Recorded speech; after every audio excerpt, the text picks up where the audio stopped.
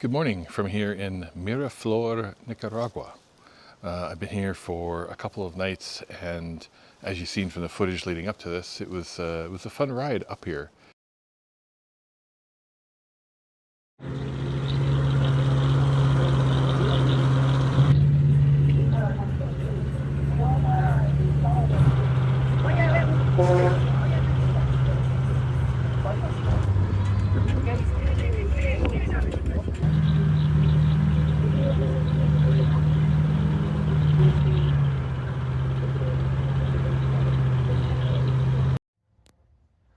Sure is pretty up here.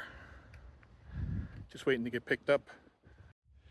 Just arrived in La Rampla at the bus stop here, and just waiting for someone to come pick me up. They're about 1.5 kilometers up the road. It was about 2 hours by local bus, and that 2 hours covered about 25 kilometers, I would say. It was primarily rough old dirt country road. Beautiful views up through some ranch areas and stuff, but it was a slow process to get here. But when you do get here to this part of the country, it is absolutely stunning in every way. So this is Finca Fuente de Vida, which is one of a number of ranch style sort of farms, I guess you would call them, up in this region, where you can come and rent a place, kind of get off the grid a little bit, and just kick back and relax and watch the hummingbirds. This is an area that I think is quite remarkable for a number of reasons. Again, as I said, it's kind of off the grid, so if you come up here, it's a nice way to kind of escape, cities and beaches and all that sort of stuff. We're very high up here, sort of on almost like a plane, I guess. And it's just the weather. I mean, there's not a cloud in the sky here today, anywhere you look. And it's also had some of the coldest temperatures in a while up here in the last few days. Just by chance of being here, there was a massive cold front that actually came down from the Arctic and has pushed as far south as here in Nicaragua, in the higher areas. So you'll notice I'm even wearing a jacket today. I got long pants on, but at the end of the day, it's a beautiful spot, and I can't recommend coming up this way enough. Finca Fuente de Vida has been a beautiful spot.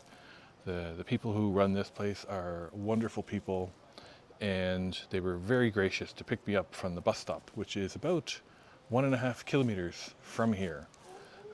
When the bus drops you off from Esteli, usually people will either hike in or you can get picked up. And I just didn't feel like walking up a bunch of hills to get here, to be honest. So I took the ride. Today I'm actually heading out from here. I'm heading to Jinotega for a few days, which is sort of in the same region, but it's about 3 hours by bus from here. You have to go to the town of Yali first, which is another hour, and then about 2 hours south from there. So I thought I would give you a quick show of the place that I stayed here. So I'm up here on the 2nd floor of this building, and this was the room that I had. And they had a really comfortable bed. I had a great couple of sleeps here, despite the cold. It was quite comfortable. I had some extra blankets on the bed. There's a nice mosquito net here if you need it. Ironically, I don't think I really needed it for the last couple days, but I used it anyway, just in case.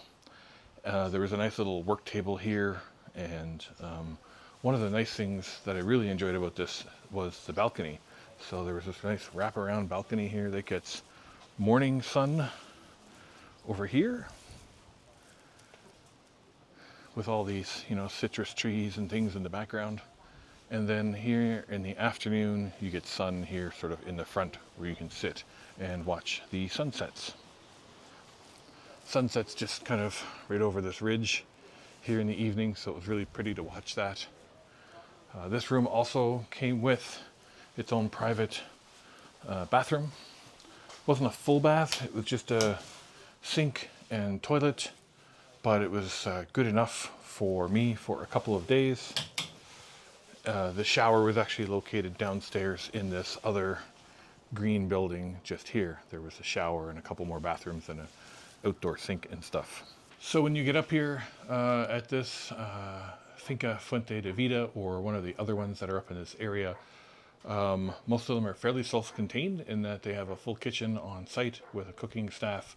So all your meals and stuff are done on site if you want. They have breakfast, lunch, and dinner. They have nice tea in the evenings for everybody, lots of coffee and that sort of stuff. If you wanted to venture out, there are numerous hiking trails, miradors, nearby towns you can hike to. Another guest that's staying here, they hiked to both miradors yesterday, and I think it was around 12 to 15 kilometers, I think, in total. And they said it was absolutely beautiful. So I was only here for 2 nights, so I didn't really have much time to go out and explore too much. I just wanted to come up and check out this part of the country. And now that I've been here for a couple nights, I will definitely be back because this part of the country is absolutely beautiful up here. I'll put the price information breakdown here on the screen. I actually have not received my final bill yet because I haven't checked out yet. So I'll add also what the price of the meals and stuff was. But for the room itself, it was $14 US per night. And that was for this room specifically, room number 4. There are other rooms here that have a variety of combinations. Some have shared baths, some have multiple beds. So there's a variety of different combinations of places you can book here. This place is quite busy. I think it's pretty well either been full or close to full the entire time that I've been here. And when I initially booked it, I was looking to book for more than 2 nights, but that was all that this room was available for.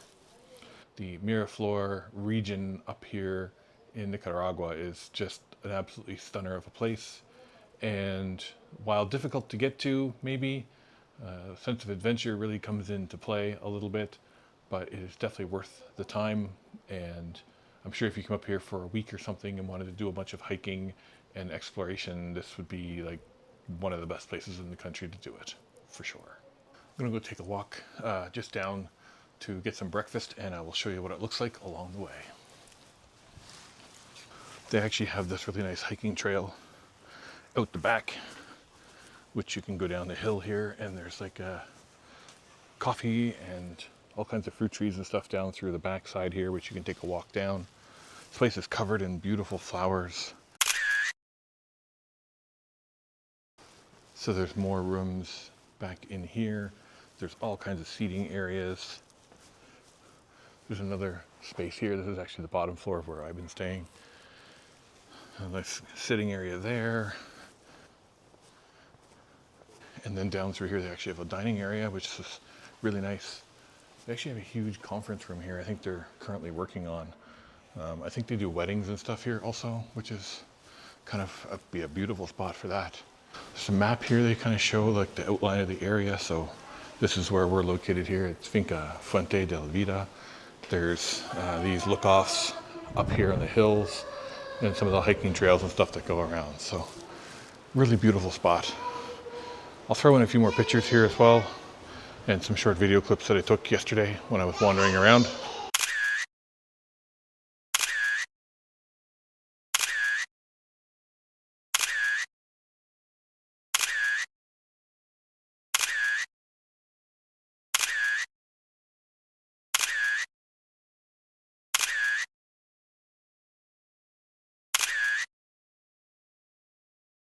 Just before it gets too dark, here's a nice shot of the kind of front gardens here. This is when you first come into the place. This is sort of the parking area and main road. And all kinds of chickens. Just here at La Rampla bus stop again. About to head out to Yali. Had a great time at La Finca, and really nice people, really great place. And now today I'm heading first to Yali, which is about 45 minutes to an hour from here. And then I have to switch to a second bus at 4 p.m. to head to Jinotega from there. And that's about 2 hours, I think. So I should get into Jinotega probably around 6 p.m. But yeah, other than that, just an incredible day here, as you can see. absolute stunner, and looking forward to heading out to my next stop here in Nicaragua.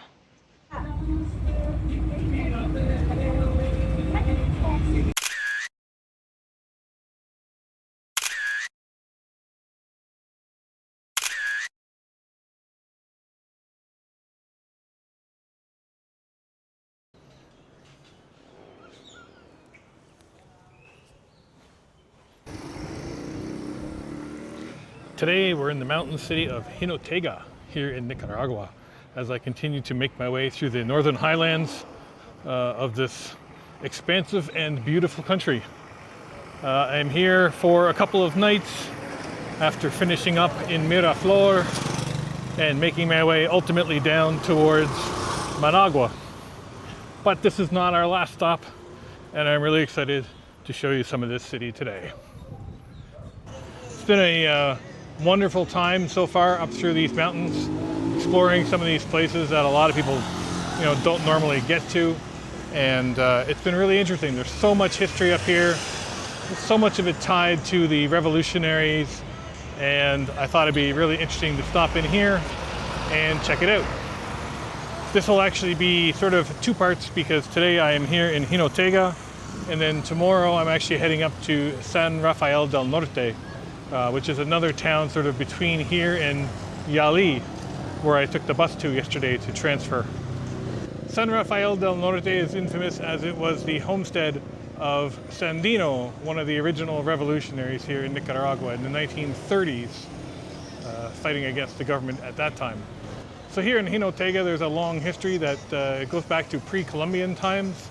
They have a little museum here, which I thought I would go check out, that has some information on the pre-Columbian times, as well as a more modern look at some of the things here in Jinotega, as well as a special section on one of the heroes of the country who perished in 1979, just up above the city here on a hill, just days after the revolution was complete and the Sandinistas took control of the country. He died approximately 3 to 4 days later. So we're just standing here across the main park. We've seen these Tree of Life structures before. I believe there are about 100 in total now in the country. They were installed starting back in 2013, 2014 by the government. And during the 2018 protests, many of them were actually torn down by protesters. 2024, they were rebuilt and reestablished here in the country as a symbol of the leadership of the country and hopefully a vision of a better future. This is St. John's Cathedral, which just sits across from the park here.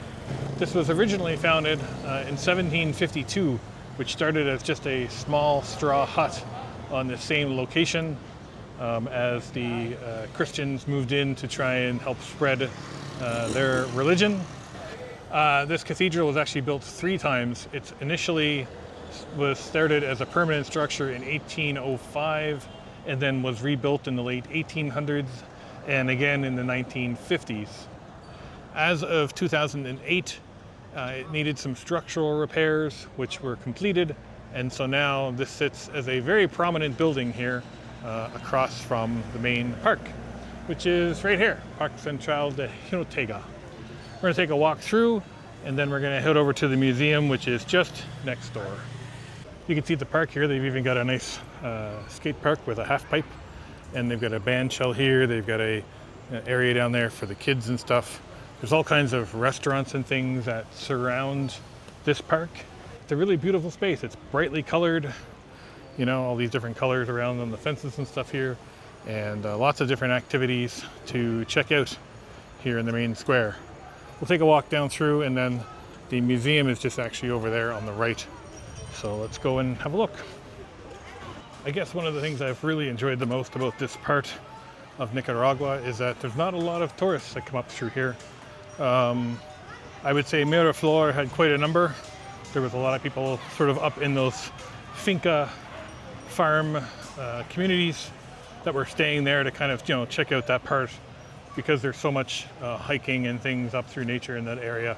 Some really beautiful sights up there. Really wish I had had more time because it seemed like a great place to kind of stay for a week or more even. But alas, it didn't work out.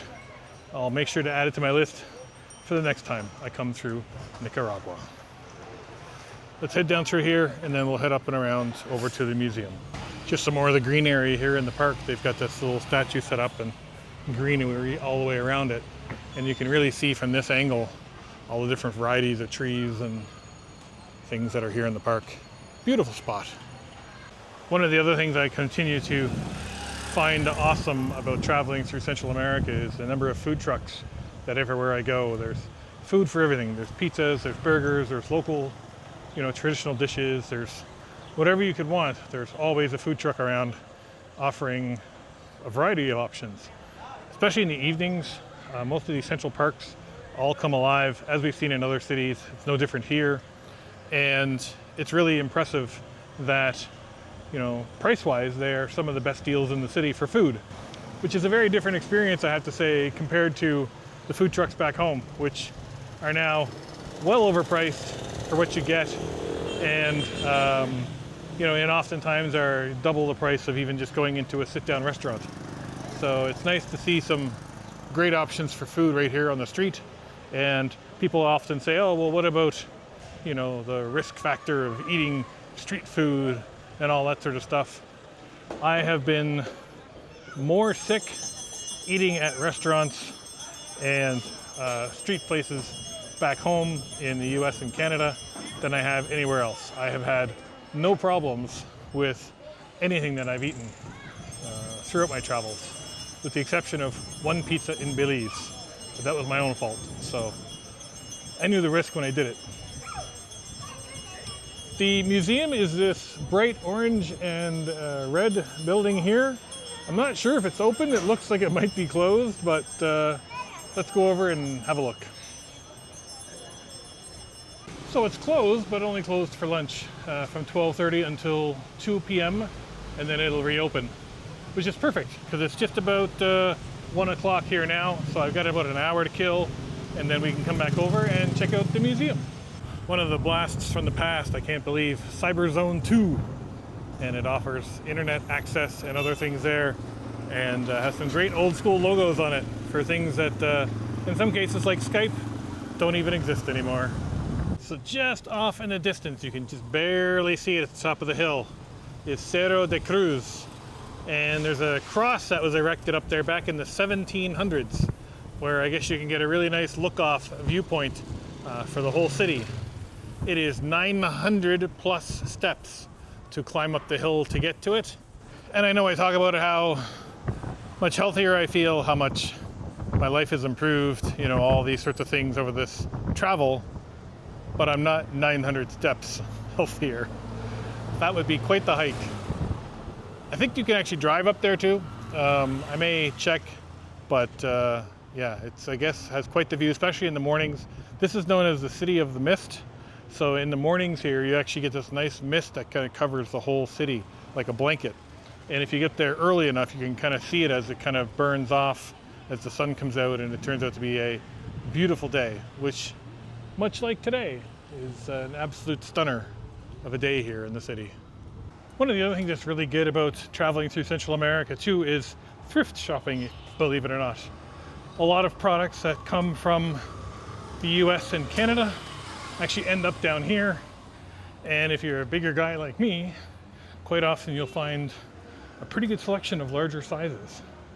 I actually just stopped in at a shoe store there because they had some really nice hiking shoes, Keen brand and some others, and they were like $30 and basically brand new. Unfortunately, they only had up to size 11.5 today, but he said they get new stuff in every week. And quite often, if you look around enough places, you'll often find something that fits your size and style.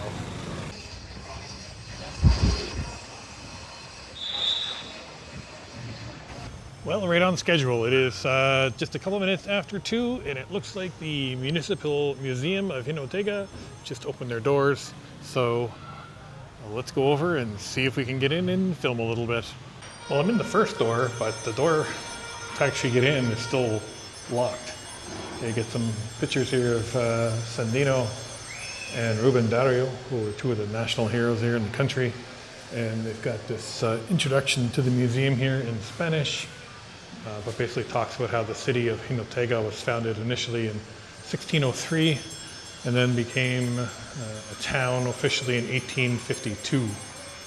Later they developed the department or state of Jinotega, which now includes the cities of San Rafael del Norte, La Concordia, San Isidro, and Jinotega itself.